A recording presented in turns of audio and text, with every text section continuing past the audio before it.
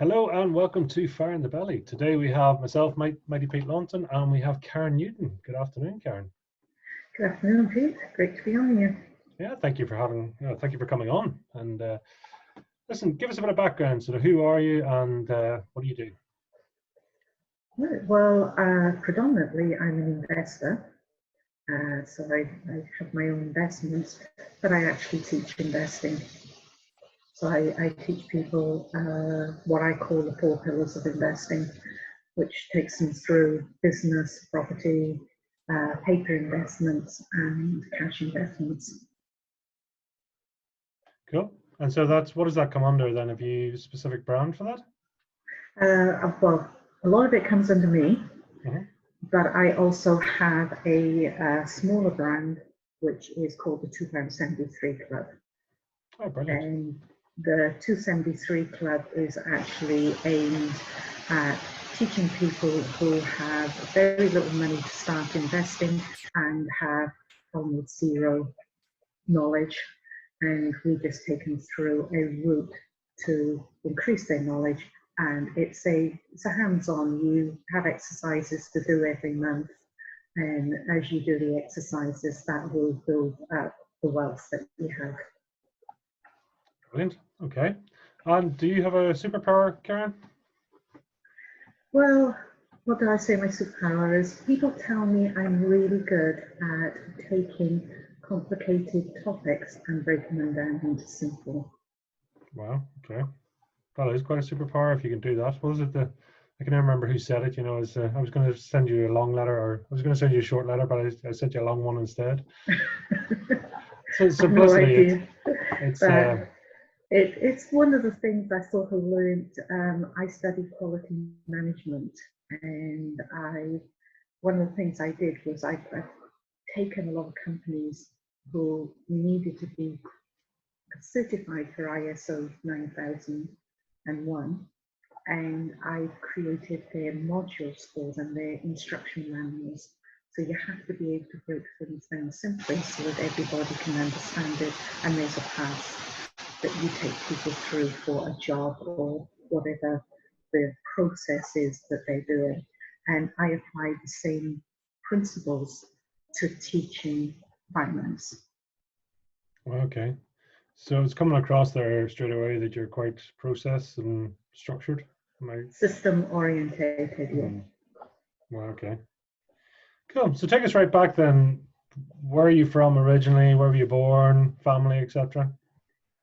Right, well, I was born in London, and right in the centre of London. My parents lived in Paddington. My dad was a professional soccer player, and in those days, soccer players did not make any money. So he had a side job, which was, he started off as a milkman, and then he got a job on the railways. My mum was a housewife. She suffered she had really bad health. So her role was just as a housewife. And then my parents moved to Wales. My dad on the railways, he transferred to a soccer team in Wales, and he moved on to the shunting yards with the railways. So we moved to Wales. So that's really how I came to be in Wales. Everybody calls me the Welsh lass, but I have actually spent very little time in my life living in Wales. So when did you move then from London to Wales? I was about 5 years old. And it was just the economics of the time, what was going on with the railways. I think it's all from what I can track, it's all linked in with how they were closing railway lines down. The economics of the times. So my dad just went with the railroads. Cool. And do you remember any of your time in London, or what's your earliest memory? I have the odd memory, but then it's hard to know whether that's my memory or whether it's the stories that my parents used to tell me about what happens in London at the time. And when that 5, I was in school, so I do remember some of the things from there. But I had a very severe car crash in my adult life, and I lost a lot of the memories that I had. And it's quite interesting because there were school reunions, and a friend of mine, I go with her to school reunions, and I actually have no memory of the people that I was in school with. And she would say to me, "You were sat next to them, you should remember this person who were in our class." And unfortunately, I have no memory of the people, and it's all down to the car crash that I had. Well, okay.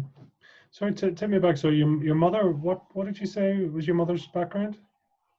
My mum was actually born in Wales, and she was brought up by my grandmother's sister. And what happened was my mum developed rheumatic fever when she was 8 years old. So she had massive damage to her heart. And as a result of that, she became one of the guinea pigs for all the heart procedures that we now take as being the norm. So the first process was when they used to, her valves in her heart would shrink. So they did this process of stretching the valves.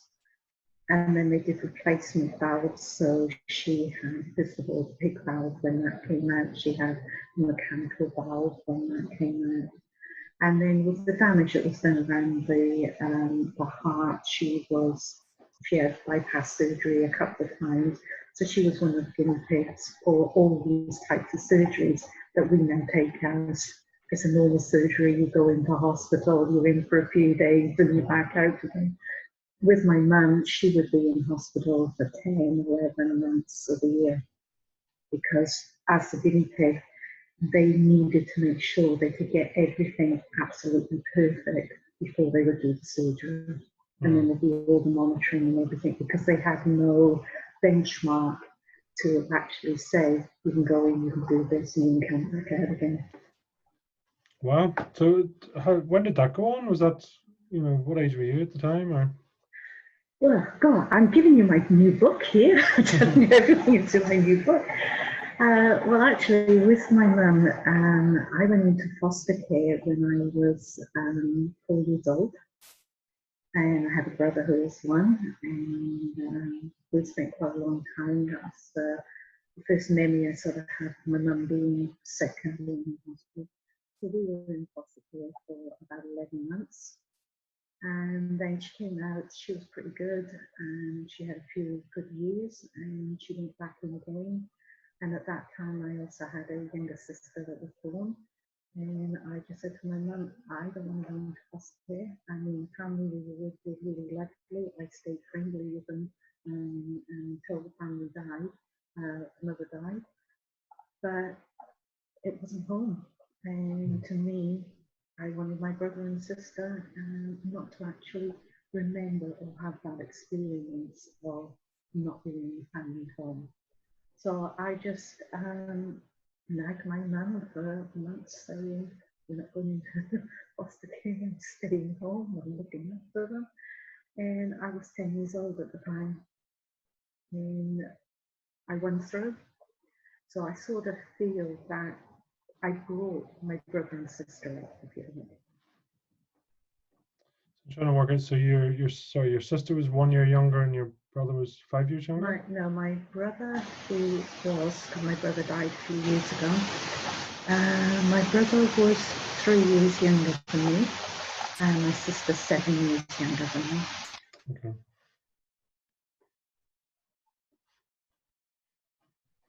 Well, and so you would have all been in Wales at that time, right? No, we hadn't quite gone into Wales. So the first time when we were in foster care, we weren't in Wales. The second time we were in Wales. So how was foster care overall for you then? Family were lovely. It was, but what again, it's partly memory. I don't actually remember so much these days of being in foster care. But I remember the kids, and the kids, when we were at school, they always thought of me as their sister. So, the kids took us in. So, like I said, it wasn't bad memories being in foster care. The people were absolutely lovely. It wasn't home. Wow, okay. So tell me, I mean, what sort of child we've met, if we met a child version of yourself, even say, I don't know, at the age of 7, for example? What was I like? I had a passion for tennis. My parents bought me a tennis racket when I was 6 years old, and all I ever wanted to do was be a professional tennis player.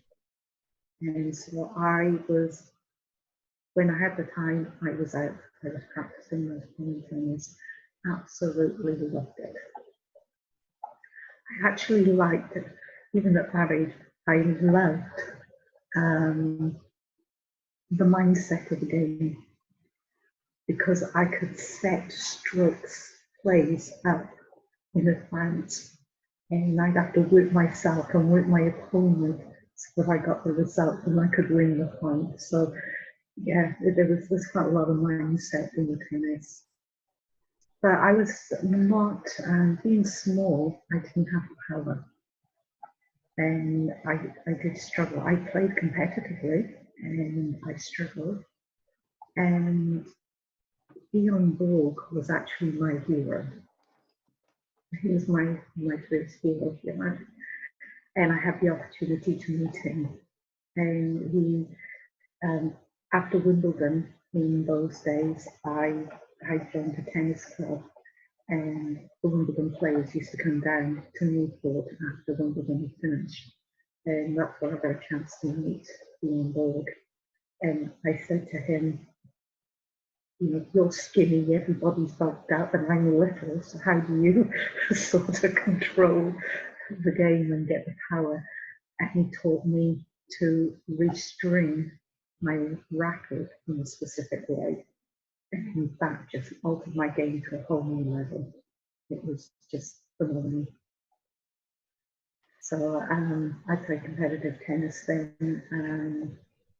Yeah, every moment that I could be out playing tennis, I played tennis. Okay. And where did this come from? Was it this passion? I have no idea. Just no idea whatsoever, but I just absolutely adored the game of tennis. So what age were you when you met Bjorn Borg then? Oh, what would I have been?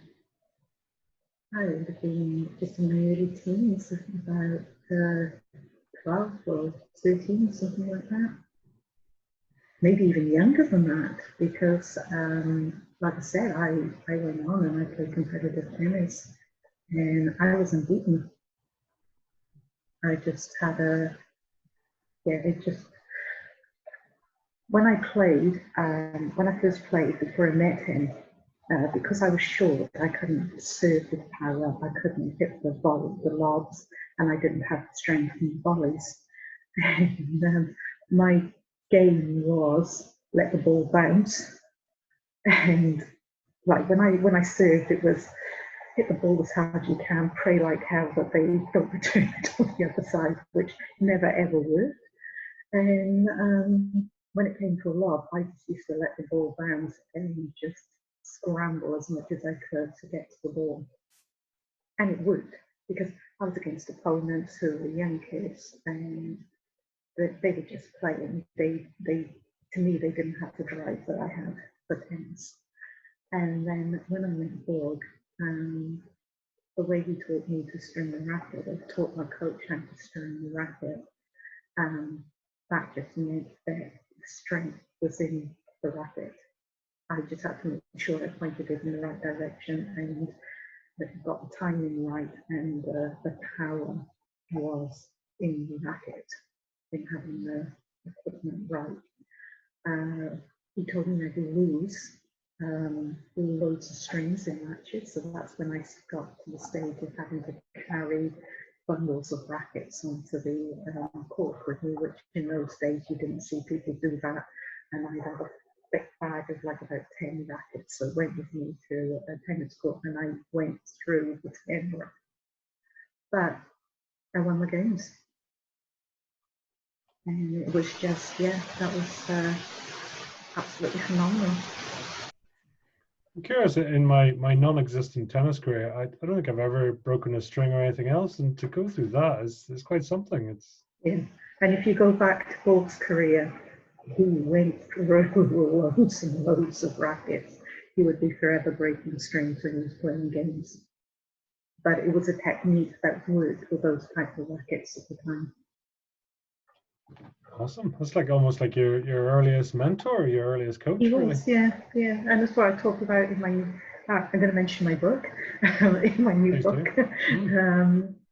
I talk about the power of mentors, and he was really my first mentor. Because I love that, you said your passion and your drive for tennis, and that's obviously something that's, well, one, I'd be curious to know what that felt like, if you remember, and also, where did that come from?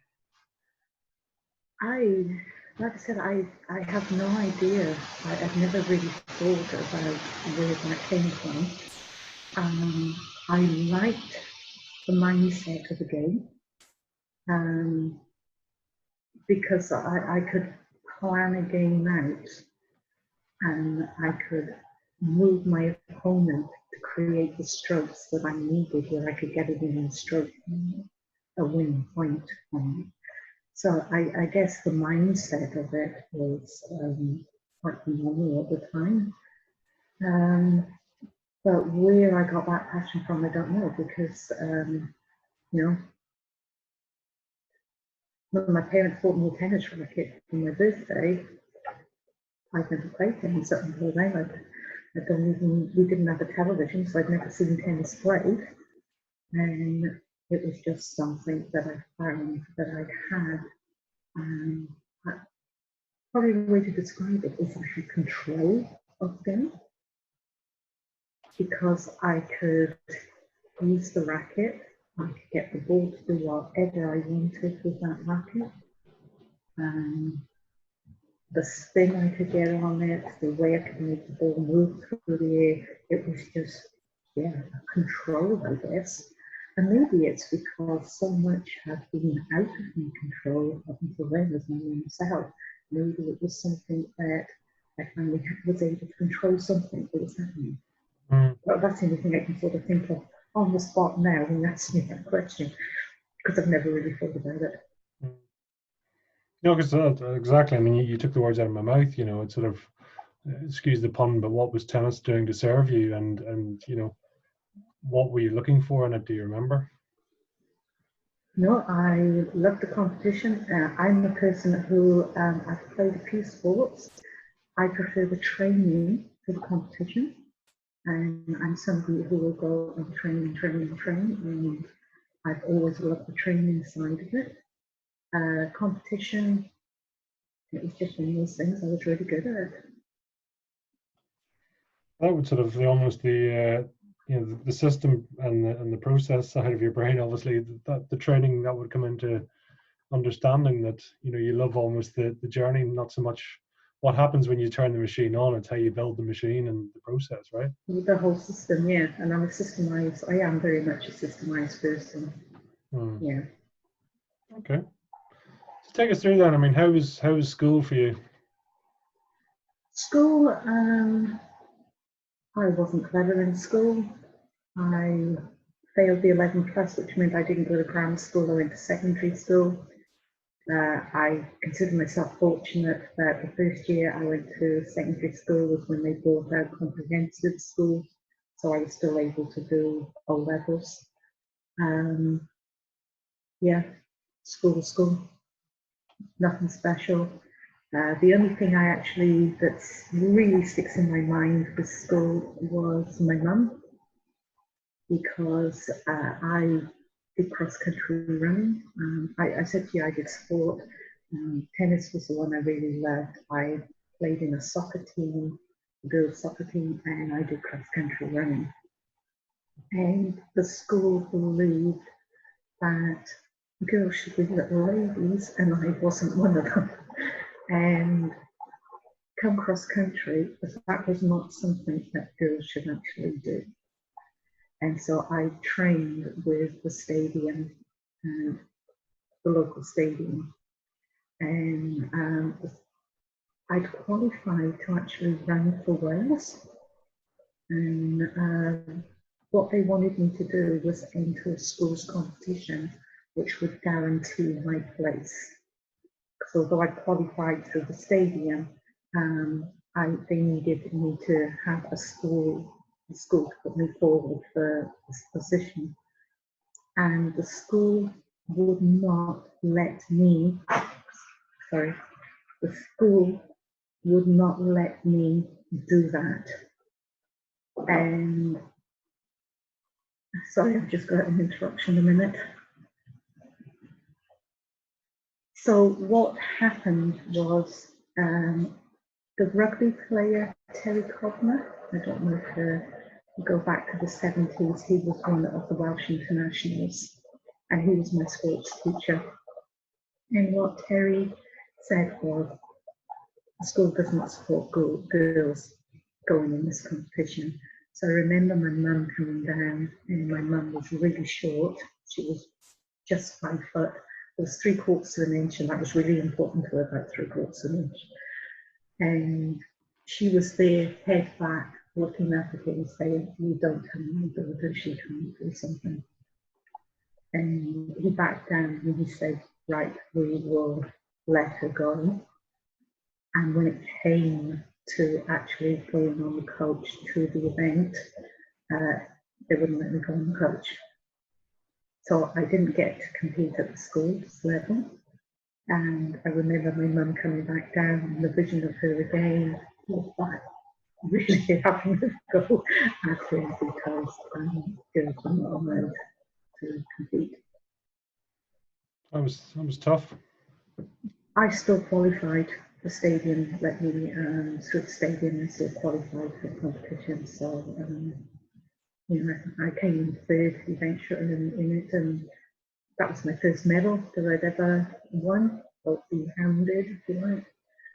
And yeah, so that's one of my memories from school. Well, okay. Let's take us on through then. So school and so O levels, and where'd you go from there? I actually failed my O levels. I went back to school the following year and I resat some of them. Well, we had the opportunity in November to resit some of them, which I did, and I came out with 5 O levels at the end of that. I went then to do what was called, I think they call it equivalent of AS now. Okay. And I did that in history and statistics. And before I sat the exams, unemployment was really high in Wales at the time, and I had an opportunity to work for the government in revenue, and I just went to the school and said, "Look, I want to leave school early because very few people can get jobs in Wales at the moment, and I've been offered this one, so I'm taking it." So the school said yes, so I never actually took my exams, but I did come out with 5 O levels. So you were what, 17 then, 18 at the time when you left school? 17. 17. So straight into the inland revenue then? Inland revenue, yeah. And I started off doing pay-as-you-earn. So working in the pay-as-you-earn department, and I'd been there for a couple of months, and I was given the opportunity to go and work in what was called Schedule D in those days, which was self-employed people. And yeah, I found that I was good with numbers. I just had this thing for, I could identify trends in numbers before there was actually sufficient information making people say yes to this trend.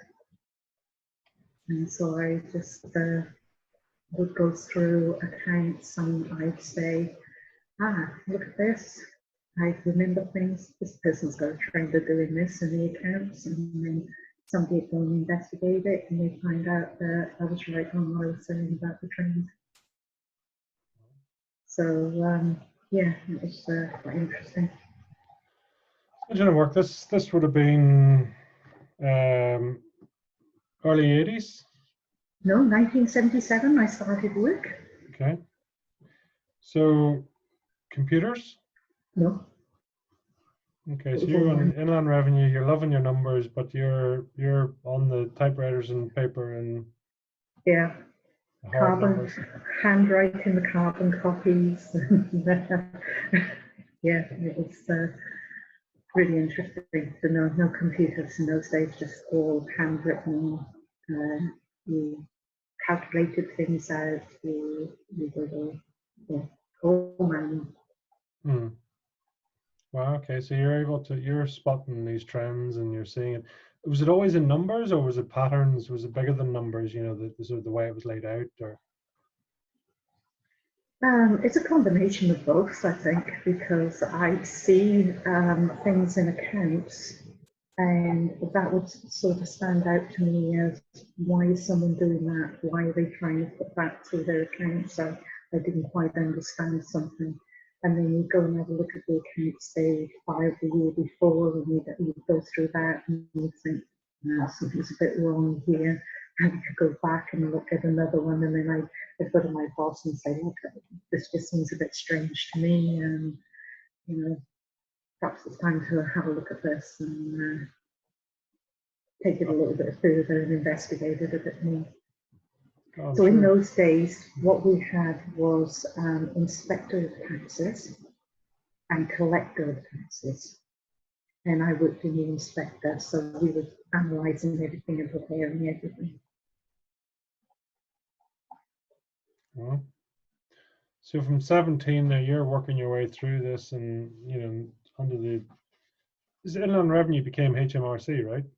Yeah, I wasn't there when it did that because I was only there for 4.5 years. I met my husband, and he's a New Zealander, so we got married and moved to New Zealand to live. Wow. Okay. Then I went into banking. You didn't fancy return to the New Zealand revenue then? No, banking was numbers driven again. It was fascinating. The day I started with the bank was the day the first ATM went in New Zealand. And so my first job was teaching people what an ATM was, how to use it. The system in New Zealand was just way, way advanced, even today, to what we see today. It was an absolutely incredible system. And from day one, we were doing deposits, we were doing transfers between accounts, we were doing withdrawals, and we were the first bank in the world to have an online banking system. Wow. And yeah, I'd come back to the UK and I'd want to do something, and well, no, we can't do that. The bank doesn't allow you to do that. So the bank was really phenomenally ahead of its times. How were ATMs first received, out of curiosity? It was interesting that you had some people,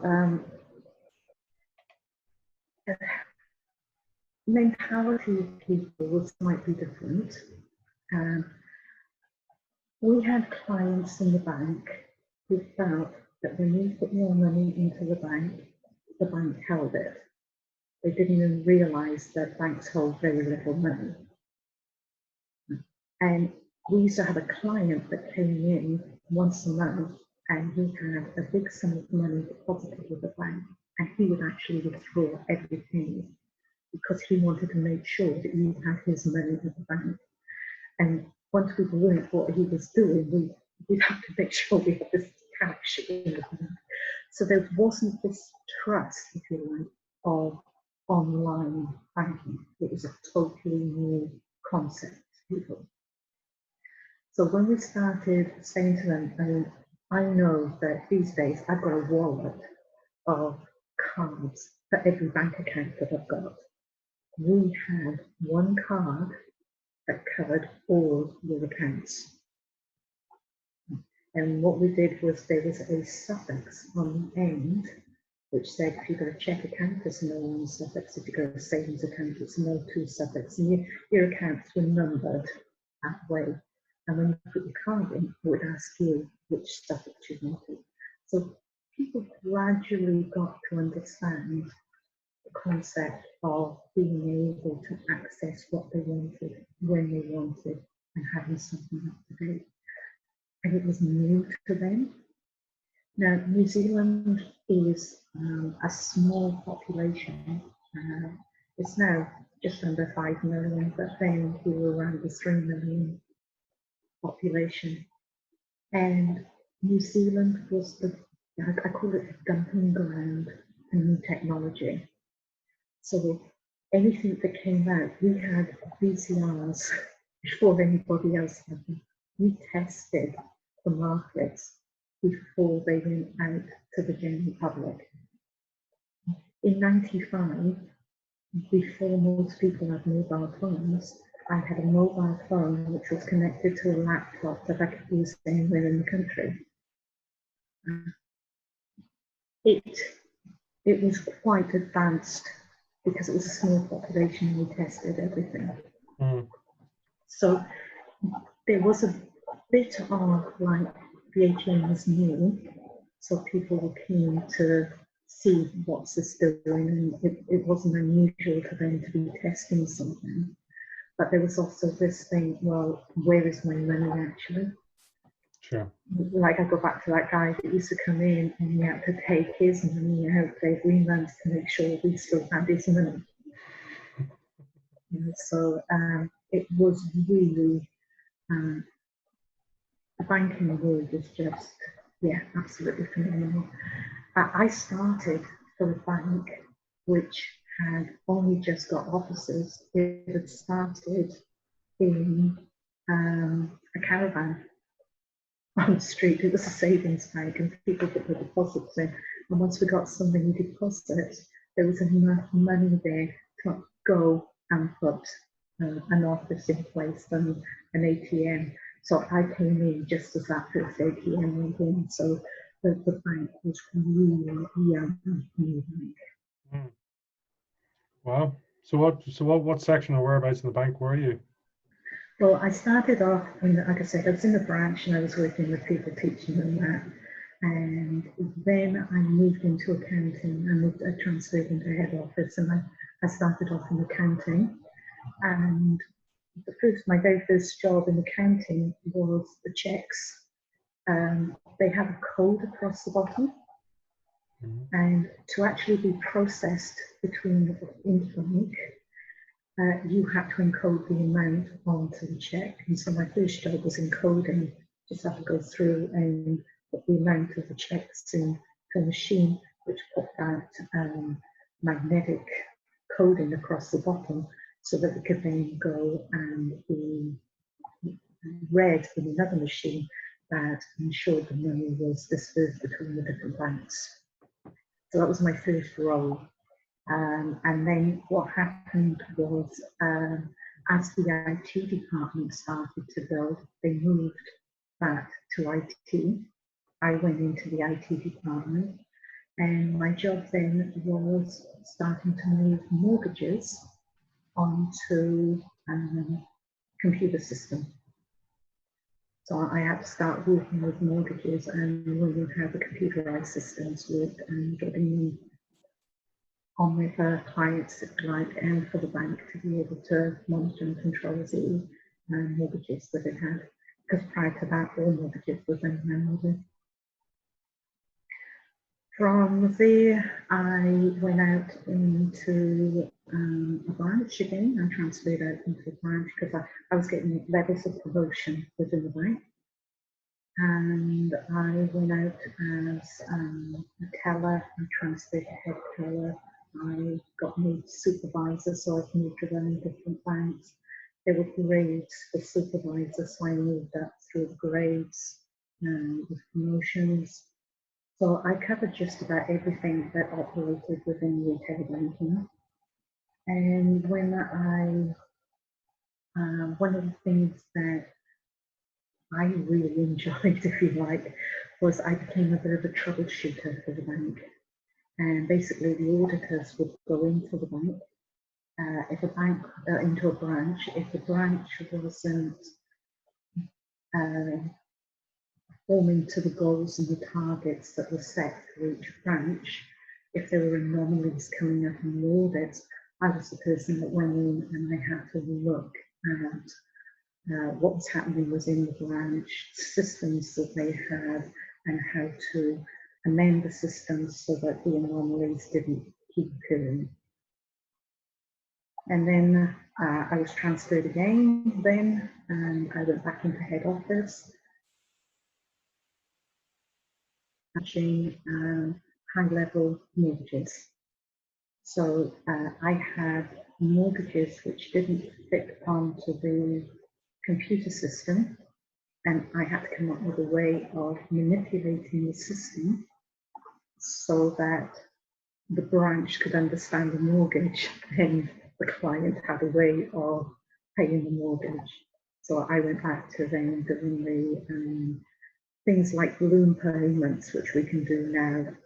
The computer system wasn't designed for it, so I had to find a way of doing that and just manipulating things so that we could work off of products that didn't fit the computer system.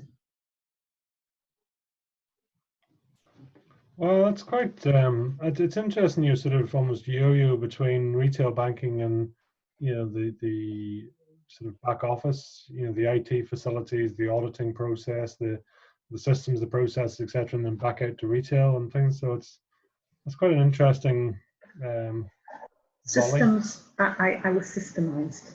I'm a systems person, so yeah, systems was. It was because of the promotions that I got, where an opportunity came up, I got a promotion, moved to wherever the opportunity was. You have to remember that it was a young bank. We didn't have a lot of employees, so when a promotional opportunity came up, it was, this is the space we've got, can you fill that? And that was the way it worked. Well, interesting times then. There was I like banking. I absolutely loved it. I had to give up because I had a car crash and I couldn't cope with the pressure anymore. It was quite it wasn't stressful, but one of the things I found was that we work on a level and we're able to step up to another type of pressure, and you could step up and you could step up. And I don't know whether that came from my days of playing tennis, where I could move myself up notches depending on what I had to do. And I could do that within banking. I didn't have a problem moving myself up through different levels of pressure. When I had a car crash, I couldn't move between these different levels. It was just, I can't cope with this. So that to me meant that I wasn't really in a position that I needed to be able to perform within the bank at the level that I needed to be able to perform. Talk to us about your car crash. What happened? I was driving home from work and a car came through a stop sign and stopped, and I hit it. I hit it multiple times, went into a spin, got hit by other cars. It was multiple. And I had, well, put it this way, there wasn't much on my body that wasn't actually damaged from the car crash. So, spinal injury, my leg, I couldn't walk after the accident. My knee got smashed up. Touch and go, whether I was actually going to lose my kneecap at one stage, but I managed to actually save the kneecap. There was a lot of damage to the bones underneath the kneecap that ulcerated, and that had a lot of work done on that. I lost the use of quite a few muscles in the body, so I compensate and use different muscles for that. My nerve junction box in my neck all got damaged. So that affected my memory and affected coordination and movement. Just, yeah, the broken bones I had was just, well, it was a pretty tough situation to actually come through. But I built a team of people around me. When they sent me out from hospital, I couldn't work, and they told me they'd done everything that I could actually do. That wasn't an option for me. I decided that I needed to be able to get on, get back to my life and do what I wanted to do. So I went out and built a team of people around me, and they were absolutely phenomenal team. And I had a surgeon who got going to reset ligaments, to reset things, trying to get everything in place that needed to be so I could walk.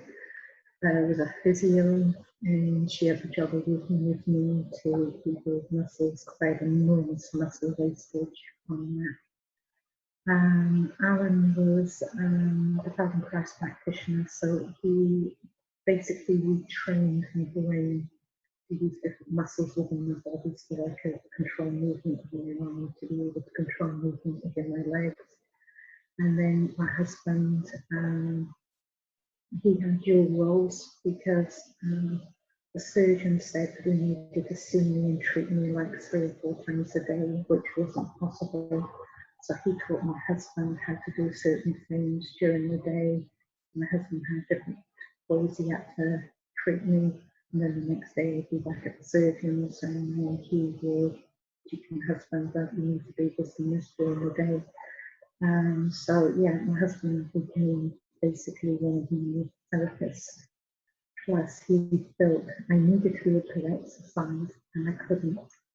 I was too weak to be able to use traditional gym equipment. So he built equipment for me. He created water systems and pulleys and bands and all sorts of things to so that I have some sort of resistance. And if you go back to thinking about your kids when they started learning to walk, you know how you stand in front of them, they take a little step and they walk towards you. That's what my husband had to do with me. We had to go right back to the beginning. We had to really learn how to actually walk again. And so he'd be backing up around me and saying, like, try and take a step there, or try and take this step. Yeah, so it's, if you think of teaching them, you know, well, I know kids get up on their own and learn and want to work, but then you're there to support them and help them, and that was what my husband had to do with me. So it's quite some journey. It was a long journey. It took me a year to be able to walk again. I then couldn't climb steps, so we had to go right back through the process again, and then had like an A4 sheet of paper, and just step one off the sheet of paper, and it gradually got thicker and thicker until I could climb steps. Even today, if a step is too big, I still can't get up it. I have to find my way around a step. But all the way through, the surgeon, he said to me, what do you want to do? And at the time I was playing tennis, and I'd always wanted to learn to ski. And I said to him, tennis and skiing. And he went, oh my God, 2 worst things you can do with the type of injury you've got. And he said, but if you want to do that, then I'm prepared to work with you. And so that was always the goal, was I wanted to get back on the tennis court, and I wanted to learn to ski. Tennis took me 5 years to get back on the tennis court. I cannot play tennis. It is physically impossible. My legs just are not able to take the stress of lateral movement. I went to ski. I cannot ski because of waiting and unwaiting the skiing. But I glide across the mountain, I set up turns, and I glide back. And I'll be halfway down the ski run, and my husband's on like his 5th run down the slope, and I'm still halfway down, but I'm on skis. So, there were two things I set myself and I got there. I mean, that shows dogged determination to be, you're saying almost a year to learn to walk and get up again. And then, as you say, you picked two very challenging sports, but to persist in that, you're saying, I mean, you continue with tennis for another 5 years, you're saying, to learn It took to. me 5 years to get back on tennis court, yeah. But that was the goal. That was the goal when I had to get there. Wow. That's amazing. So what, were you back at work at what point, or? I had to give up work because I couldn't cope with the. It's really strange, and I think it's very hard for people to understand. But you deal with people around you, and you focus on the people around you, and most of us naturally do that. But to actually get through learning to walk again, get through everything, the focus had to come 100% on me, and I had to switch everything else off. And to me, it's amazing that my husband managed to cope with that, because I couldn't even focus on my husband or on marriage or anything like that. The focus had to be 100% here, because there was no way I was going to get through it if anything actually distracted me from it. And I have talked to other people who have had similar accidents or life-changing events like that. And it's one of the things they've always said, the focus has to go right in here. You can't think of what's going on around you if you're going to get yourself through it. And that's exactly what I had to do.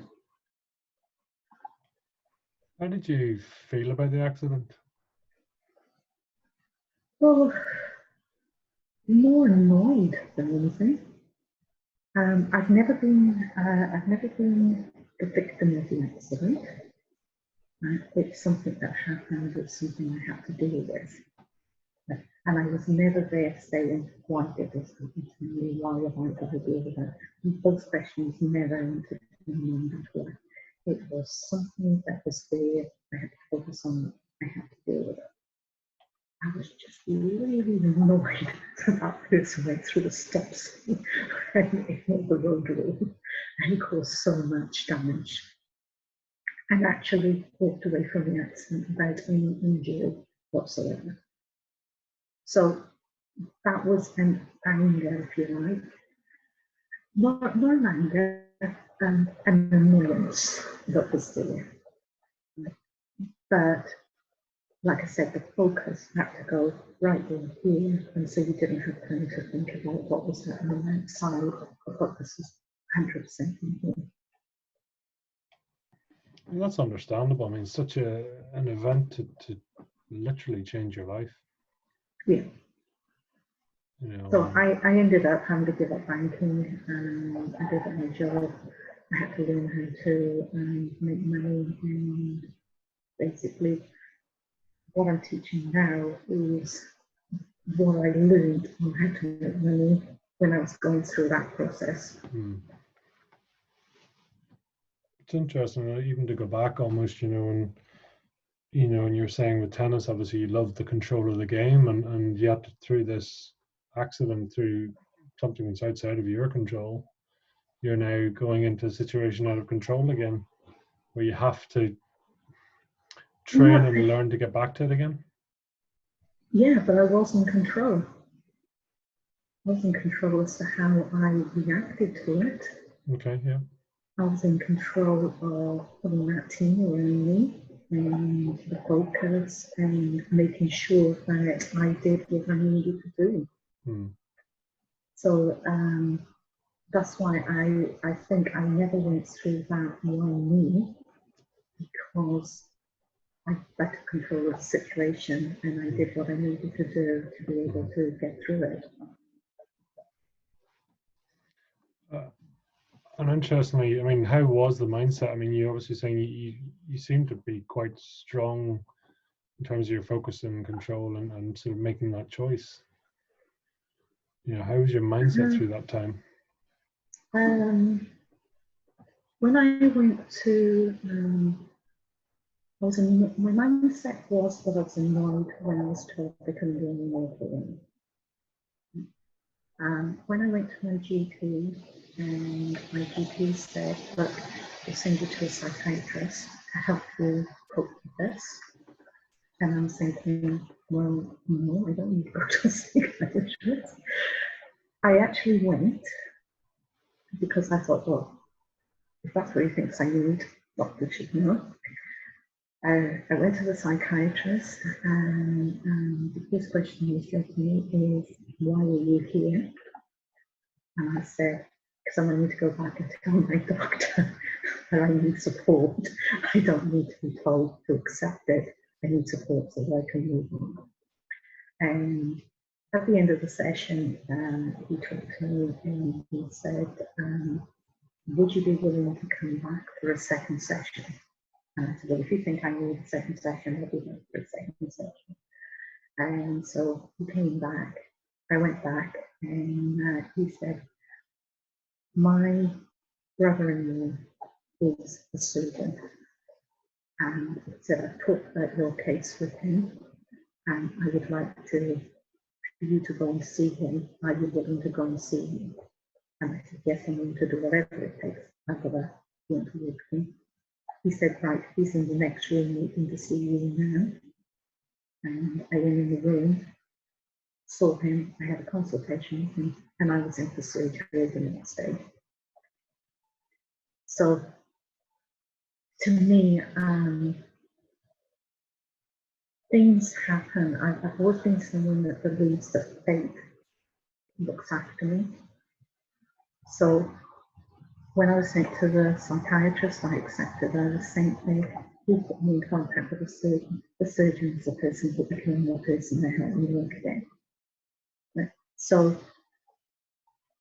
I've always called it fate. I know people call it the universe, you know, the law of attraction, whatever. But I've always believed that when something happens, there's a solution there, or there's a reason that it's happened. And so I don't question why me or anything. I just accept this is a challenge now. I've got to move on. What am I going to get from it, and where am I supposed to go with it? Well, That quite, sort of answers the question you asked. Yeah, no, it did, and it's quite interesting. I mean, first of all, I would ask, I mean, are you a good patient? No. Because they'll tell me to do something, I will research it and research it, and then I will talk to people about it. I'll talk to them about it. So I like to put myself on a similar level, if you like, to the person, and then I want that conversation with them so that I know that we're pointing in the same direction. And if we're pointing in the same direction, then I listen to them. If we're not, then I'm not a good patient with them. I mean, that sort of would ring true of a sort of an auditing type organizational brain. Is like, I can hear what you're saying. I wonder, can we do it differently? And actually, do I fully understand? You know, are you telling me the right thing? So so it's like going, this is what it is. But if you don't mind, we're going to research and just check what you just told me. It's, but fate is, yeah, fate's interesting. I mean, I don't want to know your religious views or anything like that, but I mean, are you spiritual at all, or do you believe in sort of higher powers and things? I do. I don't go to church. I believe that God is in here, and that's the spirit. It's actually quite interesting because I've read a lot about law of attraction and how people use law of attraction. And I always had this sort of conflict, if you like, because there is a religious aspect that I believe in God. I couldn't combine law of attraction with believing in God. To me, there is a conflict between them. Okay. And then I read a book by Florence Scovel Shinn, and it is a law of attraction book, but she puts it into religious terms. And once I read that book, everything sort of fell into place for me, that I was able to accept the law of attraction side of understanding how it works. So there is a religious side, I suppose, to me, but I'm not someone who practices religion. I'm not someone who prays or anything like that. But I believe in the God is in here. Well, it's a subject I would like to get onto more another day, but we'll not go too far down that rabbit hole. But no, it's interesting, and I'm quite curious about that actually. But yeah, so it's interesting, sort of fate, fate being that almost this. Would you say things were destined to happen, or it is just? How would you look at it that way? Yeah, well, to me, my philosophy is being that when one door closes, another door opens. Okay. But the door can't open until another door closes. So something has to happen, close the door for you to want to move on, to go through another door. Mm-hmm. So, and I think that's part of the reason why I've never said, why me? Because, yeah, you have to be able to close that door to move through the next one. I mean, especially when something, like, I mean, the seriousness of that car accident, that can shake foundations and beliefs and mindsets, the whole works, really. That's why I think you have to go in here, Mm. right? Because it has to come from here. And like, the repercussions of an accident are with me forever. I will have days where I wake up and I can't even get out of bed. And I think, well, I did it yesterday. I should be able to do it today. But the body says you can't do it. You have to be able to have that faith in you that you can do it again. I've had relapses and I've spent 7 months in bed with one relapse that I had, which was probably about 6 or 7 years ago. And I was 7 months in bed. And I was there thinking, I managed to get out of the bed once before. I'm going to get back out of this bed again.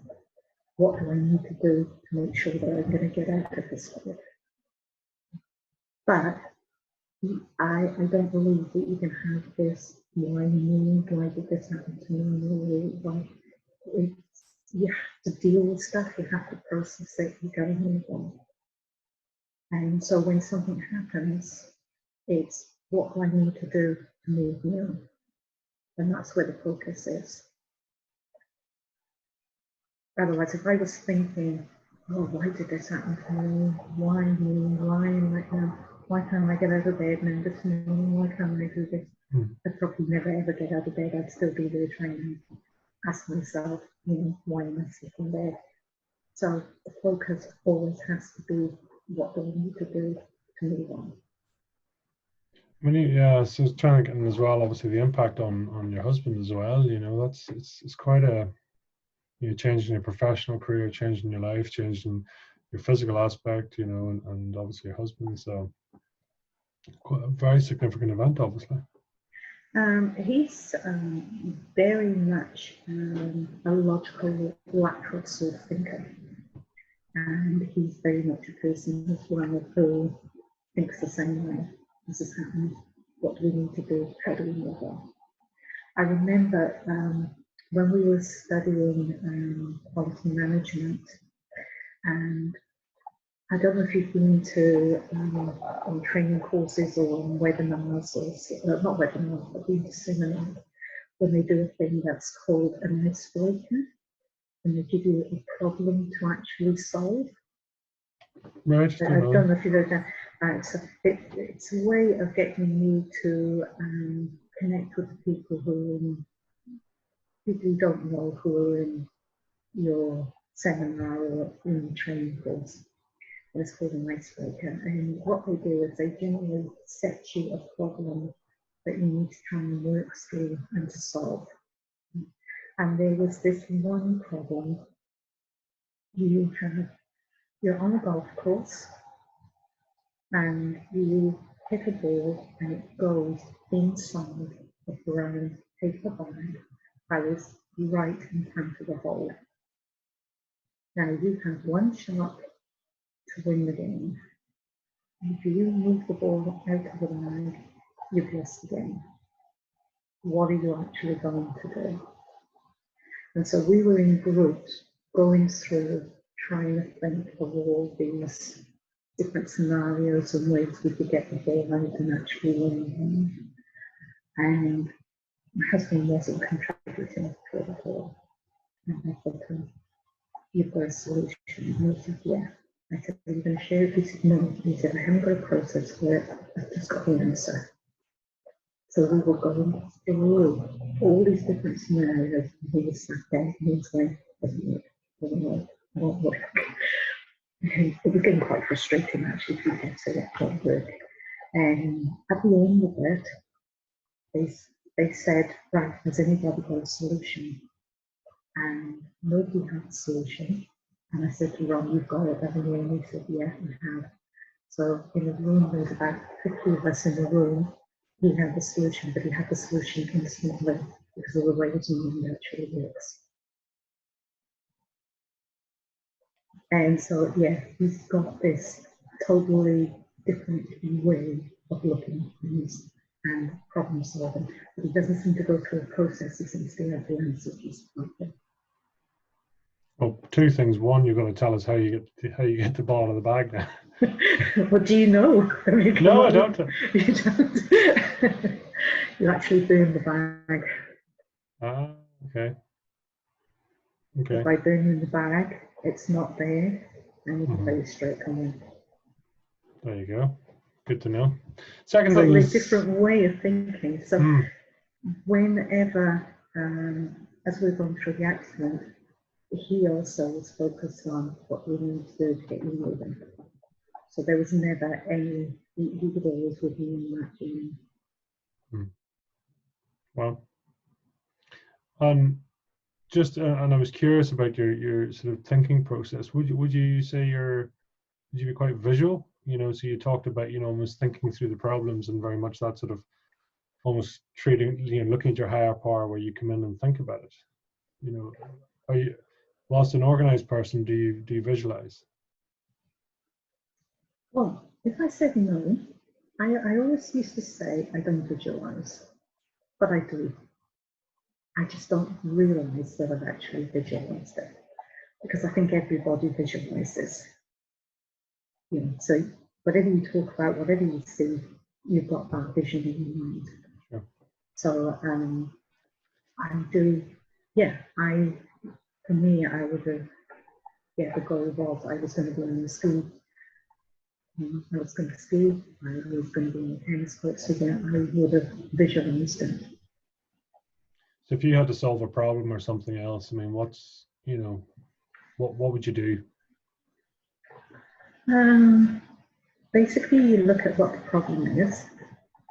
You then, I actually then research what I can about that, and from there, I just come up with a way of working through that problem.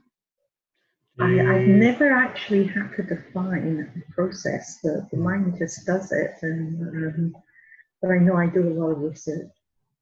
If there is something and I need to understand it, I will do a lot of research, and then I just get so many ideas, and it's then just trying to put those ideas into a format and thinking, like, this is probably the one I think is the best to try. If it doesn't work, then I've got another idea there. And because the more I read, and the more I research them, I seem to get a lot more ideas about things.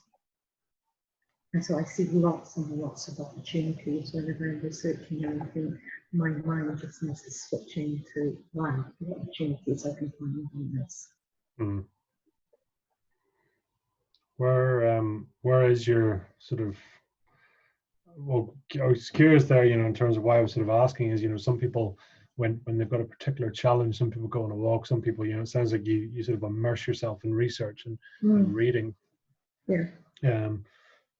But then I was curious at the same time, saying, well, where do you get your ideas? Again, is it a shower thing? Is it through reading? Is it, you know, or do you know? Yeah, they just pop into my head. You know? Yeah, I just don't know how to explain it. If I'm reading something in a book, I think, oh wow, what if I did this way or that way or a different way, or I tried this or I tried that. Whatever I see there, it's how can I translate that to me? It's, you know, I don't consciously start and think. I just suddenly have all these ideas just coming to my mind. You know, you and I were listening to, I think you were on there listening to the webinar with Jarrett Robbins the other day. Mm-hmm. And I took a screed of notes, and I came up with something like about 200 business opportunities that I thought of just from listening to him. You know, and my mind just went into overdrive. There was just something, the way he presented things, and mine just went into overdrive, and the opportunities and ideas I could come up with from that.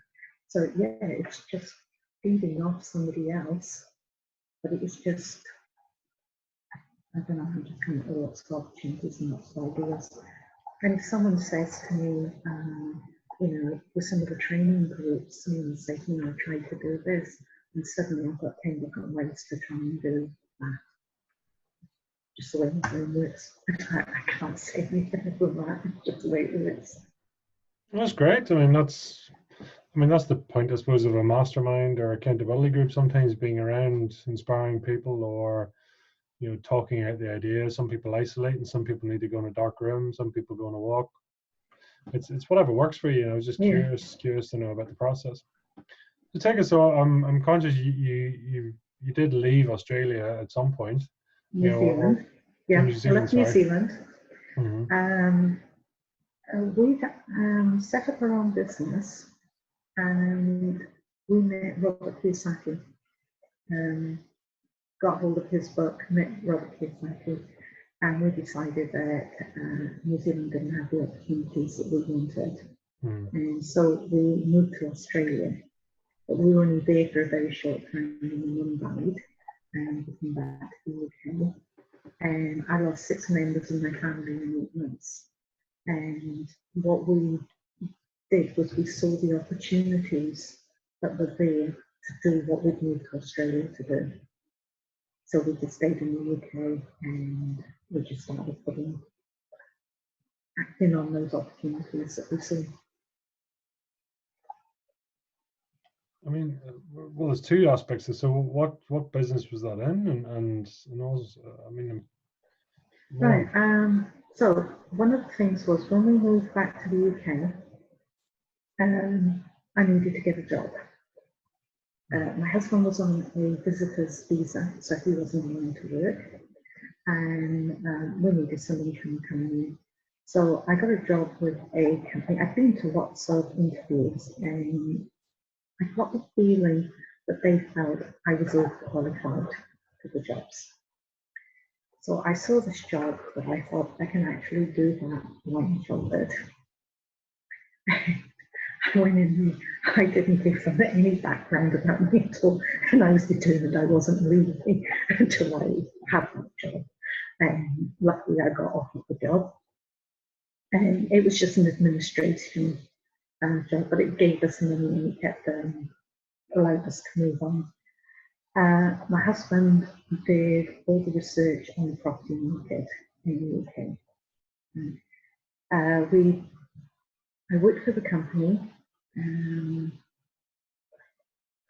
The company went under twice. It went into administration twice. The second time, I put the money up to buy it from the receivers because I needed a job. And we were building our property portfolio at the time, so I needed to be able to get mortgages and you had to have a job. And so I built the company. I said to them, I can't be a director of the company. I have to be down as the employee of the company, which I was. I got my wage out of there. The business model was not a good business model. And the business went under again about 2 years later. At that stage, I had my property portfolio at a level where I didn't need the job anymore. So for me, I found a job and I did whatever it took to make sure that I had that job, so I got mortgages to get the property portfolio.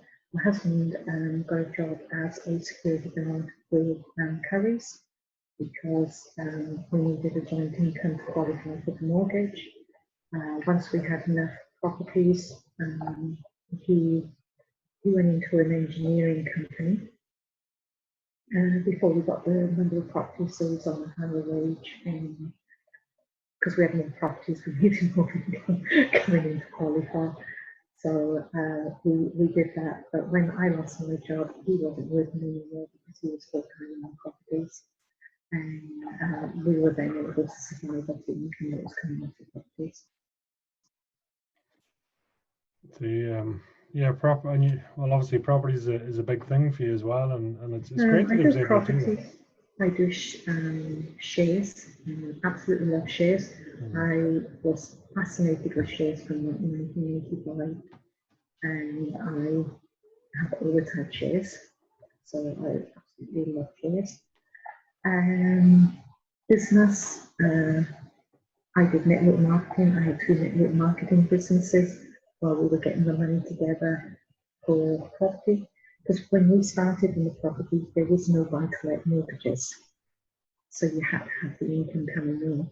And the schemes that were available was I was allowed to have 5 properties, Phil was allowed to have 5 properties. So we went to the lender and said, so if we do these separately, we can get 10 properties. And they said, yes. So I had my portfolio, he had his portfolio. And network marketing, I did Keen Easy and Avon. I would hit streets every night, catalogs out and collect orders.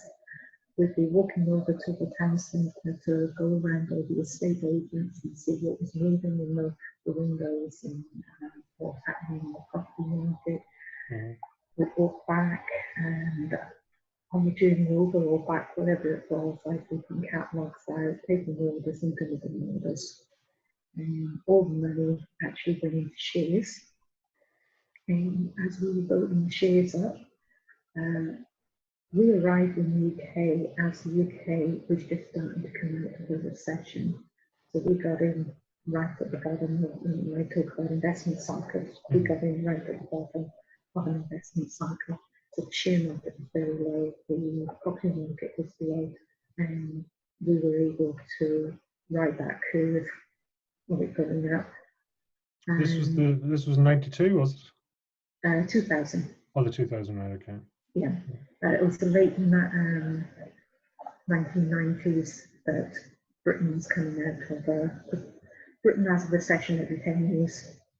It's almost like clockwork, when the next one's going to occur. So yeah, we just utilised that, and everything was focused on this is what we want to do. We take time together, we knew exactly what we needed to do, and we had the opportunities to do it in Britain, and we did it.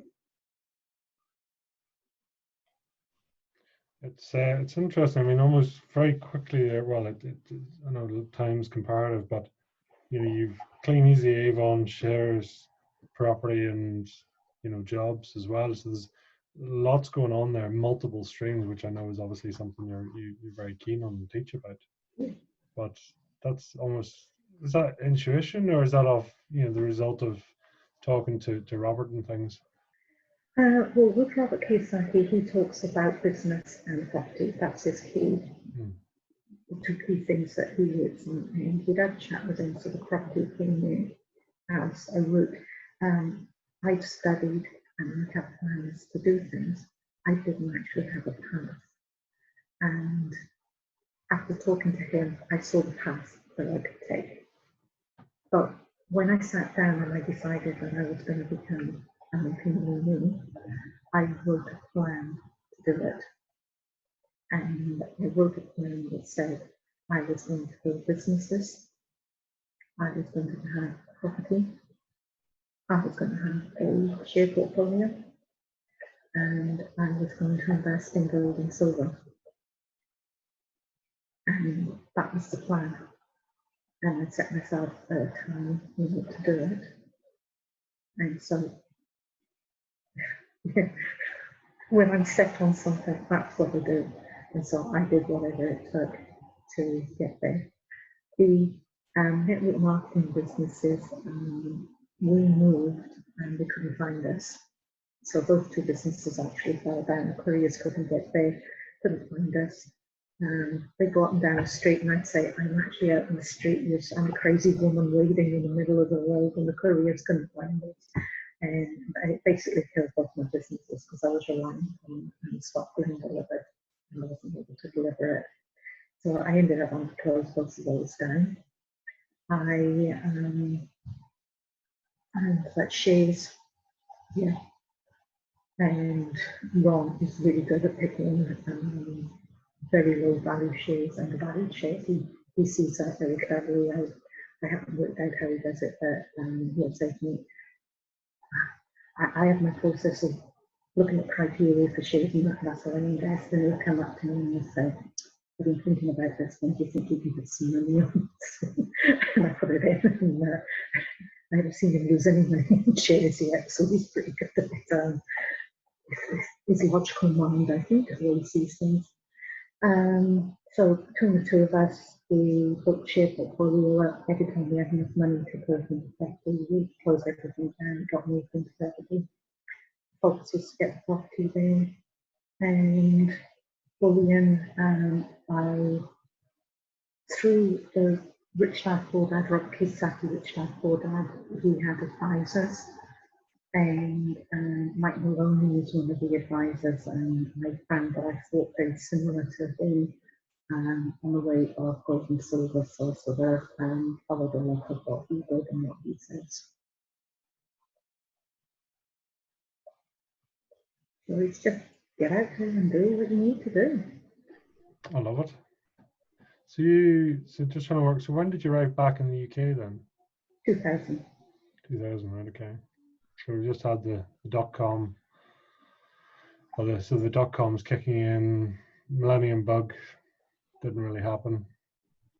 Yeah, I know in New Zealand, God, millennium bug was a major thing for us within the businesses we had, the clients we had were panicked, and yeah, thanks straight through it, didn't bother us at all. It was bizarre because, yeah, I mean, there's millions spent on planning and things like that and what would happen. And yeah, I don't remember any particular knock on or any particular significant effect from it at all. no. I think we just cruised straight through. Yeah. It's one of those things almost like a lot of things, and potentially even the coronavirus and all these things where at the time it's massive. And I suppose it's any event in life that it's massive at that time, it's all consuming. And yet once you get experience and knowledge or you pass the event, then it's like, well, what's that all about? Yeah. I know. And actually going back to my book I've written, that's one of the things that I talk about in the book. The book is actually called Phoenix, and it's about rising from ashes, the mythical bird, because I think that every time we make a decision, we alter the path, we become a new phoenix rising from the decision that we actually make. So the book goes through a lot, actually a lot of the questions you've asked me are in that book. And everybody makes a decision. And every time you make a decision, you create a new path. You become a phoenix going on a new path. So that's my new book. Looking forward to that.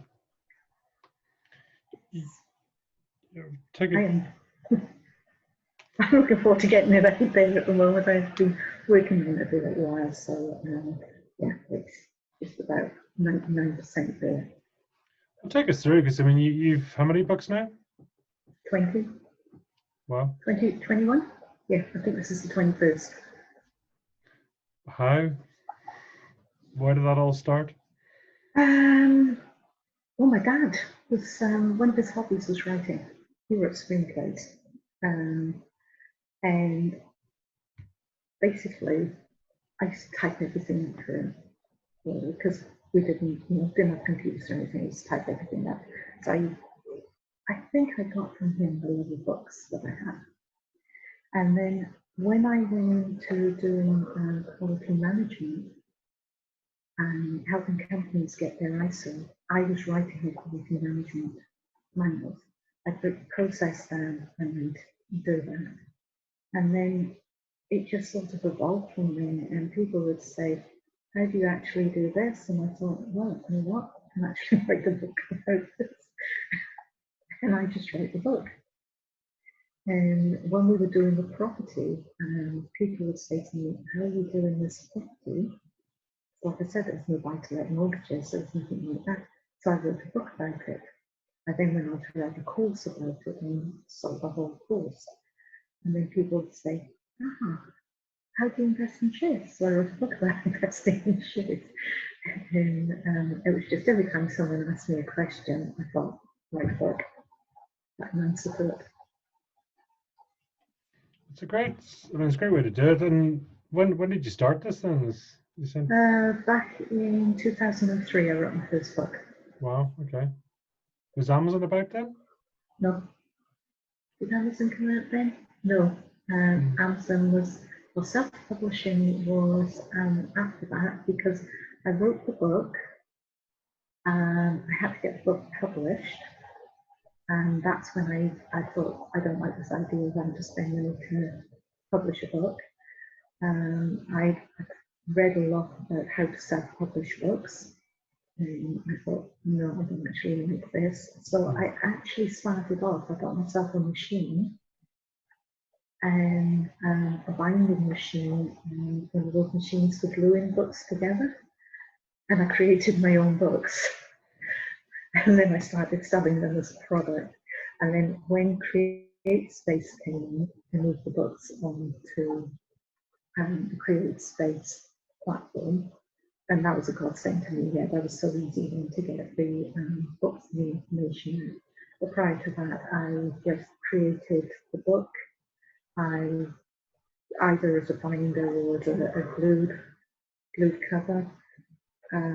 I recorded DVDs. I had people who would record DVDs for me, so they would just read books. So that was starting audio books, if you like. I'd get them reading it with the DVD, and then I'd send the DVD out to people so they could either play that or they could read the book. They got both of it, and it just expanded a little bit from there.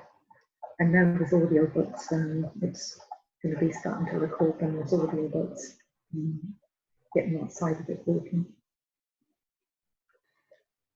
Is it the challenge, or do you see? I'm trying to work out what's driving you here. Is it the opportunity? Is it the want to help, or is it?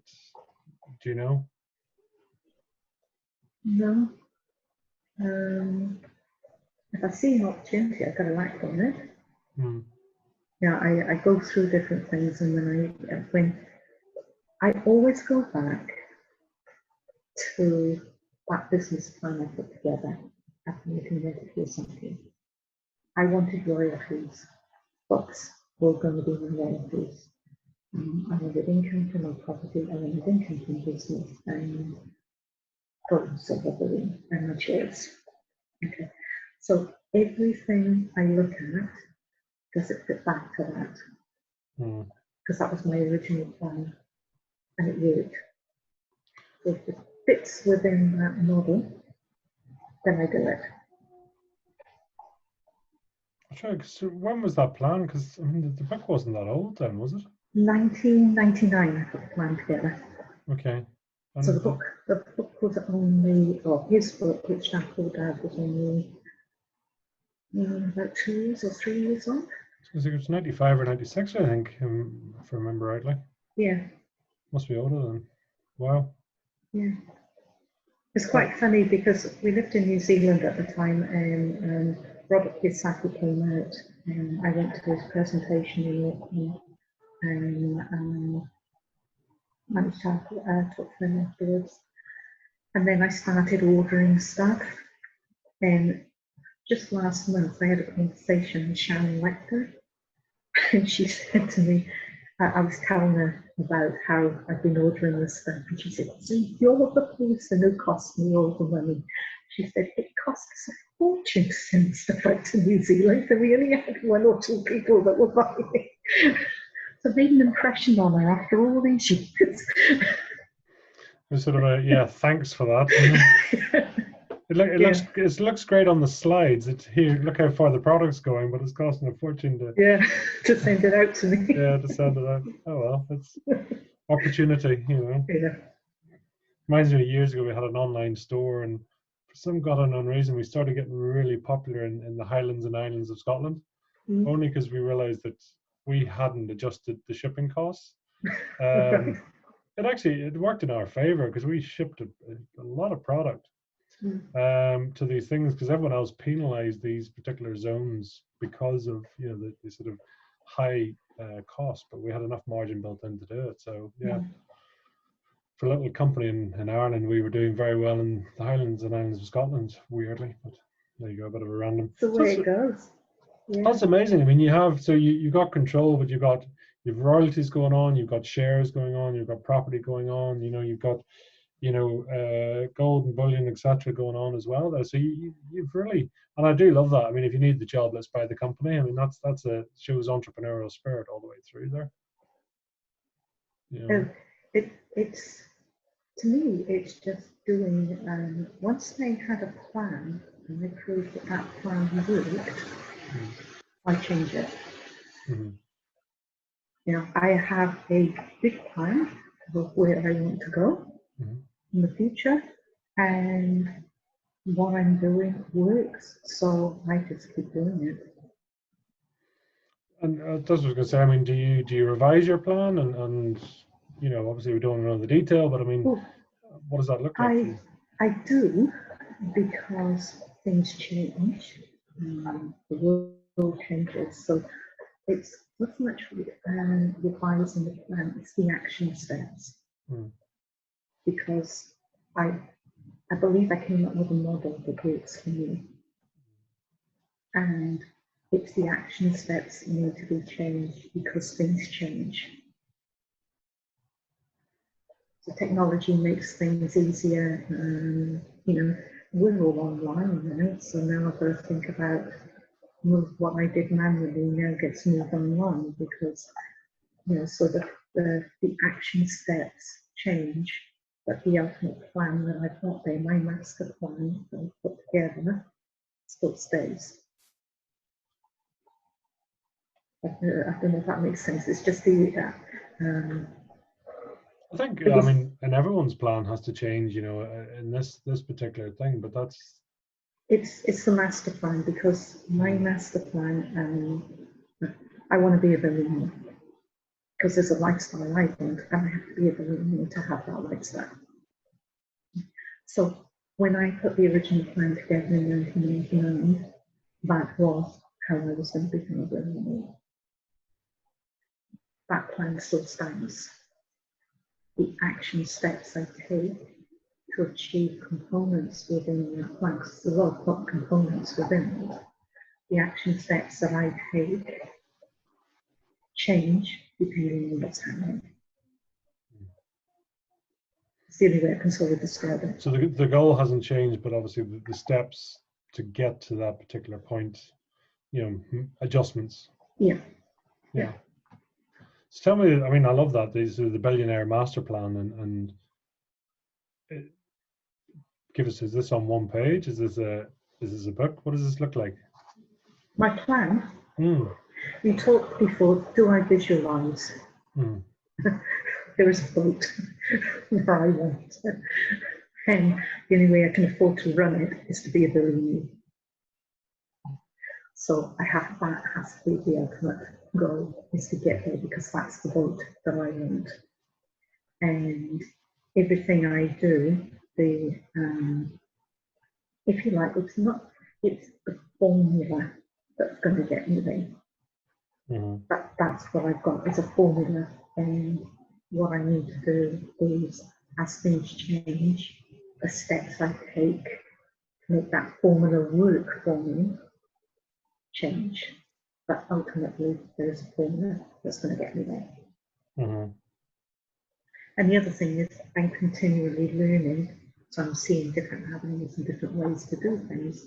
So the action steps change, but there's an ultimate formula that will get me where I need to go. Interesting. Just I'm going to pick up on a word here, and formula and system, are they different? No, exactly the same thing.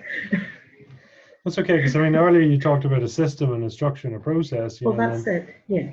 Mm. Everything's systemized, Mm-hmm. but you can't systemize something if you don't know what it's going to achieve. Okay. So once I came up with how I was going to get me to where I wanted to be, there is a formula that's there. I systemized everything to get that to work. Well, I think that's what I'm trying to say. no, it's quite something. Out of interest, I mean, do you see yourself continuing to write books? Yeah. As long as I've got something to share, so as long as people keep asking me questions, there might be a book about this interview shortly. You never know.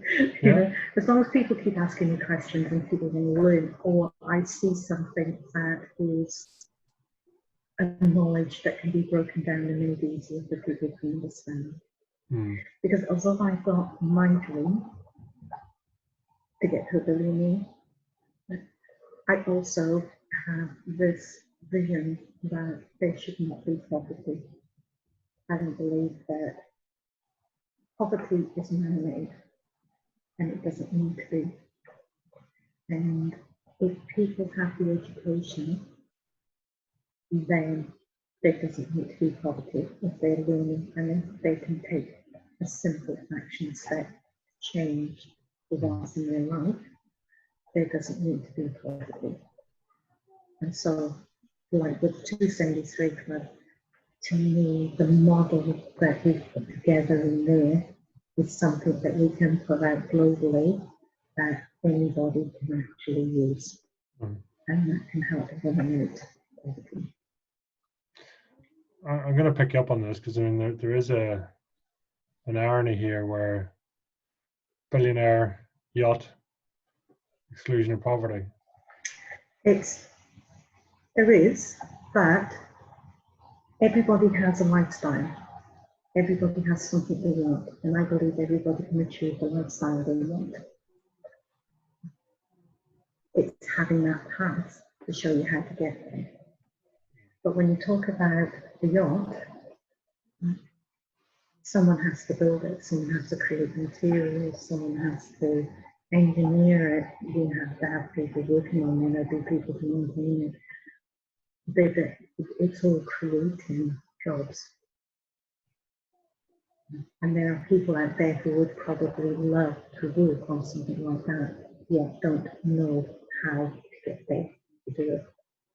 There are people who would like to build those, don't know how to do it. It's a dream.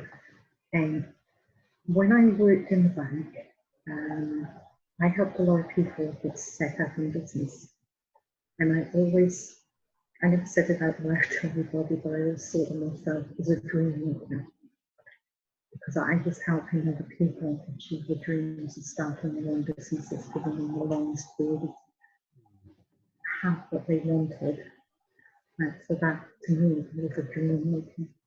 And there are a lot of people who have dreams but have no idea how to do them, how to create them, how to fulfill what they want. And to me, the poverty thing, people don't have a dream to be in poverty, they have a dream to have something else. They just do not have a way out of it. And if I'm able to help people achieve that, then that is what I intend to do. So to me, there is no conflict between the lifestyle or what I want or helping people, because you need all, people need to have something to aim for. If I aim for my book and people who are in poverty have a dream to get out of it, they have something they want to do, and all I want to do is be able to show them the path to get out of that and fulfill what they want. And that's what the £2.73 club is all about. I think that makes a lot of sense to me. And it's interesting, it almost goes back to even from your accident and from before, that it's a choice. You know, and would you say, okay, I'm going to rephrase it because I was going to say, is poverty a choice? But I think that's probably unintentionally political. But it's a choice how we live, right? Can be. It's not, I wouldn't say it's a choice of how we live.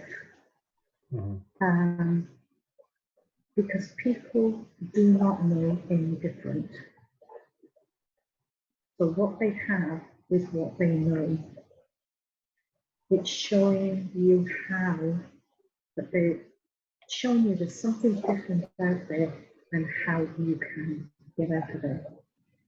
You know, I saw an article in the paper the other day in the Amazon. We've got these tribes who, the article I saw was about the men who put all this makeup on and they dress up really fancy because it's the way they attract their future wife.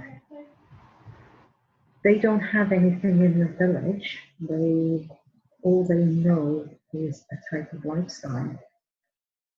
Yet, if they have something that they are aiming for, it's to get a wife, so they do things. That is all they have ever seen.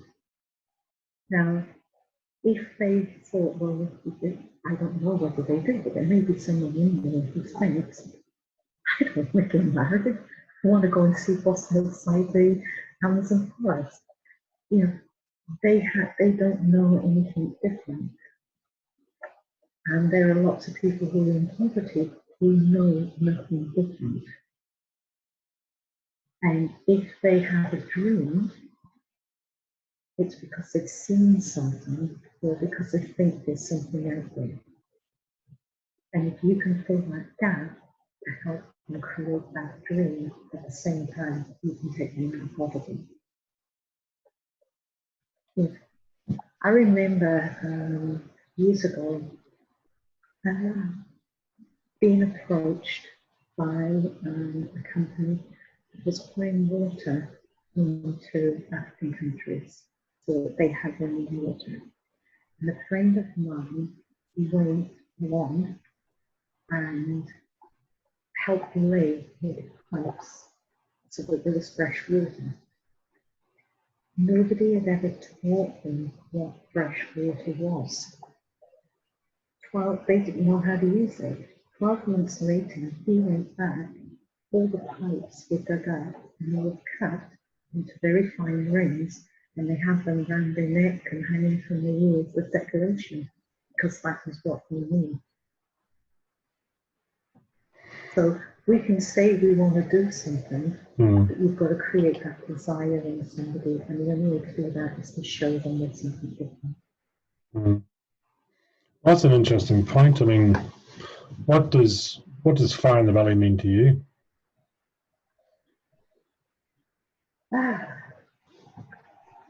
I suppose I want to give people opportunities to do what they want to do.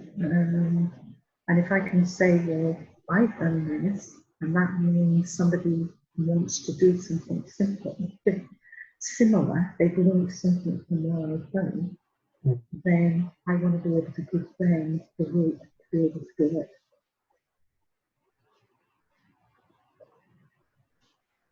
And I need to keep learning and growing and finding out what's out there. Because if I want to help people achieve what they want to achieve, or create that desire within people to achieve what they want to achieve, they won't know about it unless they see someone who's done it before. What does that do for you, though? What does it do for me? It gives me satisfaction, and it helps me help other people get out of that. I can't do it. I don't believe that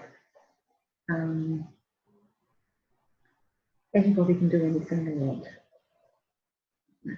My dad had a dictionary, and I actually still have the dictionary. It's a very old dictionary. And every time I said I couldn't do something, he would give me the dictionary and he'd say, look up can't in here. Knowing full well that because it's an old dictionary, the word can't is in there. It's in the modern ones, but it's not in the old ones. And you come back to me and you say, you either don't know how to do it or you don't want to do it. If you don't want to do it, pick up the backside, you're doing it. If you don't know how to do it, then you learn together. There are a lot of people out there who say, I can't, because they don't know how. There's a lot of people who don't want to do it, but there's a lot of people who just say, I can't, because they don't know how. And if I can help people find a way to do something that they want, 273 Club, the very first class that you have to do in the 273 Club is what is the dream lifestyle that you want. And then once you know what you want, everything that we do gives you a path to be able to go and do it. But if you go along and you're learning and you haven't got an ultimate goal that you want, then the course doesn't work for you. Because every single module in the course gives you a way of moving forward. And then you come down to, I can, I can't, I don't want to. It comes down to the decision. But every single module has a way to move you forward if you're prepared to take the action. Well, just curious, I mean, you mentioned your father there. I mean, is there any particular significant people in your life that stand out, through your journey that have had a profound impact? Well, obviously my mum and dad. My dad installed in me business that she was kind. My mum, because I was born in the late 50s, that was the era where women got married, had a kid, and looked after the house. Their husbands went to work.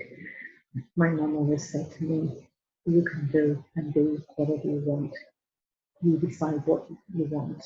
So they were two really important influences on being able to do anything that I wanted to do. I had role models, I've already talked about doing work. Michael Schumacher was an enormous influence on me, because when I was doing walkathon, I had a poster pinned on the wall giving a thumbs up sign, and every morning I go to bed, and in my mind he would say to me, come on Karen, you can do this. And I'd be there saying, you don't need to tell me, I know for well I'm going to go there. When I met him, that was absolutely phenomenal for me to actually meet him So there's a lot of quotes that he had a lot of drive and determination in adding up there, and I think that's why he became the greatest of his era. So he was a major influence for me. I've gone to different people as role models when I've wanted to learn something. And so my role models change as I've learned and learned.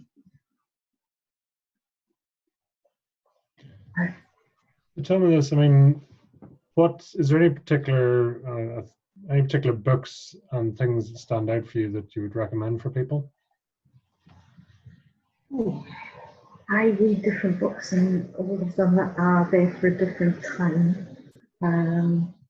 Just looking at what I got on my shelf at the moment. Robert Kiyosaki's Rich Dad Poor Dad and a whole series of books there. They had a massive impact on me. Think and Grow Rich. There's a book, a series of books called Making Money Made Simple, Making More Money, and Living Well and Living Well. Those guys, Akiru and Amasi, they were a big influence. Things that are the norm, like peer-to-peer lending, we were doing back in the mid-80s with them. So they had a major influence on how to look at things. I've read some of Warren Buffett's books, or books about him, as more things. So he's a major influence for me. Tony Robbins, back in the 90s, he was a major influence for me. So his books, I've actually got his personal power CDs on the shelf over here. There's lots of here. I should say Karen Newton's works for 21 books that she's written. I was waiting for that. I thought, if you don't tell it yourself, I will prompt you. You know? Yeah, but they didn't influence me. I wrote them to influence other people. Yeah, that's cool. So tell me this. I mean, how do people get in contact with you then? What's the best way of reaching out? On my website, which is karennewton.co.uk. There's an email address on there. I'm on Facebook. You can find me on social media. Twitter, I tweet. So Twitter's another way to get a hold of me. Brilliant. So to summarize in one or two words, fire in the belly for you, what is it? Showing people that there is another lifestyle out there that they can have, that they can get if they put the effort in, if they learn, if they. It's showing that you can do whatever you want to do and do whatever you want to do. But you have to learn what's out there and available to you first. It's more than a few words, but I'll give you that one. Learning and growing. Yeah, right now. No, super. Listen, Karen, it's been great to have you on today. Thank you so much. And yeah, we look forward to you're living to 130, did you say? So you're 130 is my target. So I'm not quite middle age yet. What's that? Might be 61 this year, but I haven't reached middle age yet. There you go. You've a bit to go yet, and quite a few continents. You'll have a lot more books written by then. So no, it's exciting times. And as you get onto your yacht, when have you a plan for when you're going to get your yacht? Yes, I have. Brilliant. They're not telling you yet. That's okay. Just follow the path. Just wait and see what happens. Yeah. No, I love it. Love it. Karen, it's been an absolute pleasure. Thank you so much. And yeah, we look forward to seeing your journey and hearing more from you in the future. Thank you. Great. Thanks, Pete. I've enjoyed talking to you today.